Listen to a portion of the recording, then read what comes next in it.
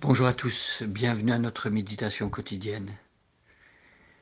Quel beau texte nous avons devant les yeux depuis plusieurs jours.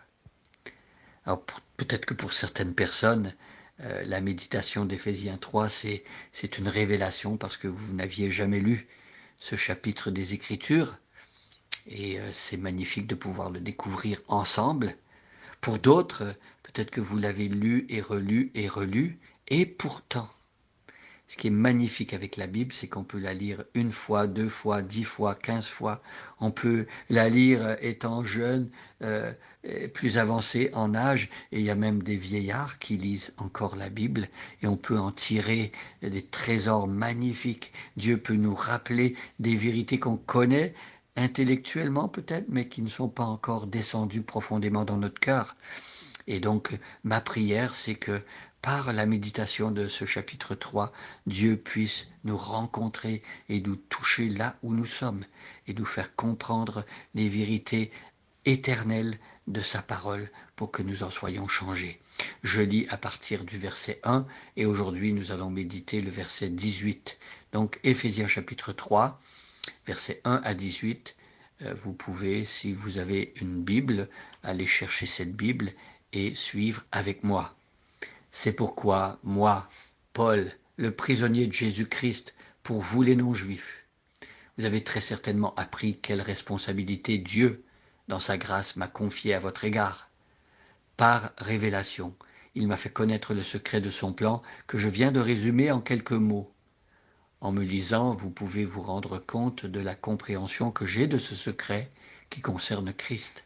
En effet, Dieu ne l'a pas fait connaître aux hommes de générations passées, comme il l'a révélé maintenant par le Saint-Esprit à ses apôtres, ses prophètes, qu'il a consacrés à son service. Et ce secret, c'est que par leur union avec Jésus-Christ, les non-juifs reçoivent le même héritage que nous, les juifs. Ils font partie du même corps et on part à la même promesse par le moyen de l'Évangile. C'est de cet Évangile que je suis devenu le serviteur. Tel est le don que Dieu m'a accordé dans sa grâce par l'action de sa puissance. Oui, c'est à moi, le plus petit de tous les membres du peuple saint, que Dieu a fait cette grâce d'annoncer aux non-juifs les richesses insondables de Christ et de mettre en pleine lumière pour tout homme la façon dont Dieu mène ce plan à sa complète réalisation. Ce plan, le Dieu qui a créé toute chose l'avait tenu caché en lui-même de toute éternité. Et par cette mise en lumière, les autorités et les puissances dans le monde céleste peuvent connaître, par le moyen de l'Église, les aspects infiniment variés de sa sagesse. Cela s'accomplit conformément à ce qui a été fixé de toute éternité et qui s'est réalisé par Jésus-Christ notre Seigneur. Étant unis à lui, nous avons par la foi en lui la liberté de nous approcher de Dieu avec assurance. Aussi je vous demande de ne pas perdre courage en pensant aux détresses que je connais dans mon service pour vous. Elles contribuent à la gloire qui vous est destinée. C'est pourquoi je me mets à genoux devant le Père, de qui dépendent comme d'un modèle toutes les familles des cieux et de la terre, et je lui demande qu'il vous accorde, à la mesure de ses glorieuses richesses, d'être fortifié avec puissance par son esprit dans votre être intérieur. Verset 17. Que Christ habite dans votre cœur par la foi, enraciné et solidement fondé dans l'amour. Vous serez ainsi à même de comprendre avec tous ceux qui font partie du peuple saint combien l'amour de Christ est large, long, élevé et profond. Alors j'avais lu la première partie du verset 17, je continue avec la deuxième partie aujourd'hui. Que Christ habite dans votre cœur par la foi, enraciné et solidement fondé dans l'amour. Alors ici, l'apôtre Paul prend deux images. Il prend l'image d'une plante, donc c'est organique, et il nous fait comprendre que l'amour de Christ et Christ lui-même doivent être enracinés dans nos cœurs. Notre vie doit accueillir et laisser se développer des racines profondes par rapport à Christ et à son amour. Enraciné. Ensuite, il y a l'image d'une fondation. C'est une image d'un bâtiment qui est construit avec sa fondation. Et là, l'apôtre Paul, il désire que également notre vie soit fondée dans l'amour, comme si ce fondement-là, c'est l'amour justement. Euh, nous construisons sur l'amour, pas notre amour à nous, mais l'amour de Christ. L'amour de Christ qui a fait qu'il est mort et ressuscité pour nous. L'amour de Dieu qui a envoyé le Christ mourir et revenir à la vie pour nous. L'amour de Dieu qui est déversé, qui est répandu dans notre cœur par le Saint-Esprit.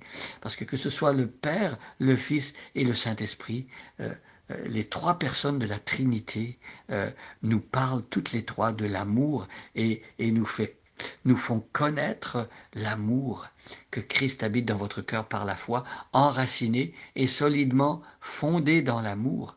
Mes amis, notre prière et la prière de l'apôtre Paul, c'est que l'amour ait cette place primordiale dans notre vie. Que cet amour-là soit à la base de tout ce que nous vivons dans notre vie spirituelle. Tout ce que Dieu fait, en fait, nous ramène à l'amour. Parce que c'est par amour pour nous que Dieu envoie Jésus. C'est par amour pour nous que Jésus meurt sur la croix. Et cet amour-là, c'est celui de Dieu le Père et Dieu le Fils que le Saint-Esprit répand dans notre cœur. Vous voyez ? Donc, que Christ habite dans votre cœur par la foi, enraciné, solidement fondé dans l'amour. Et verset 18, vous serez ainsi à même de comprendre avec tous ceux qui font partie du peuple saint combien l'amour de Christ est large, long, élevé et profond. Eh bien, l'apôtre Paul, dans sa prière, il veut que l'amour de Dieu nous soit révélé, que nous soyons solidement fondés, enracinés dans l'amour de Dieu, et pour qu'on puisse finalement comprendre, et pas seulement d'une manière individuelle ou individualiste, mais comprendre au milieu des autres chrétiens, avec les autres chrétiens, en communauté, dans l'Église, comprendre combien l'amour de Christ est large, long, élevé et profond. Comprendre en fait toutes les dimensions de l'amour de Christ. L'amour de Christ qui est large. L'amour de Christ qui est long, dure l'éternité, qui est élevé. C'est un amour plus grand que tout ce qu'on peut imaginer et profond. Voyez, toutes les dimensions de l'amour de Christ. Et c'est important quand on prie, et quand on prie pour notre Église, que l'on demande à Dieu de faire cela d'abord dans notre propre vie, et de permettre que dans nos relations les uns avec les autres, nous puissions manifester, vivre et pointer vers cet amour-là pour que tous ensemble, en tant qu'Église, nous puissions grandir et être une Église qui manifeste cet amour de Christ, qui dépasse de loin tout ce qu'on peut imaginer. Alors, prions et demandons à Dieu maintenant qu'il puisse faire cela en nous. Seigneur, je veux te remercier parce que par l'Évangile, nous est révélé ton amour, toi, Dieu le Père, qui amène Jésus à venir sur la terre, à prendre un corps d'homme, à accepter les souffrances, le martyre, la torture, accepter la mort infâme, humiliante de la croix, et accepter d'être fait malédiction pour nous sur la croix. Pour que nous soyons bénis par Dieu. Tu prends notre punition, tu l'assumes à notre place, tu deviens notre substitut. Et ainsi, lorsque tu nous révèles cet amour, notre cœur est touché et il y a une semence qui commence à grandir et qui commence à faire des racines en nous. C'est cette semence de l'Évangile. Et Seigneur, nous voulons être fondés sur cet Évangile de l'amour. Et nous voulons comprendre de mieux en mieux et de plus en plus quelles sont toutes les dimensions de cet amour de Christ.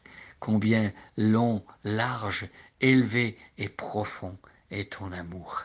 Toutes les dimensions. Seigneur, long comme l'éternité, élevé comme ce qui nous amène vers le ciel, profond pour aller chercher ceux qui sont les plus perdus et qui sont au plus bas, et large, large, pour couvrir et englober des personnes de toute langue, de toute race, de tout peuple et de toute nation. Combien ton amour est grand et fort. Merci Seigneur. Bonne journée à chacun et à chacune, et soyez bénis.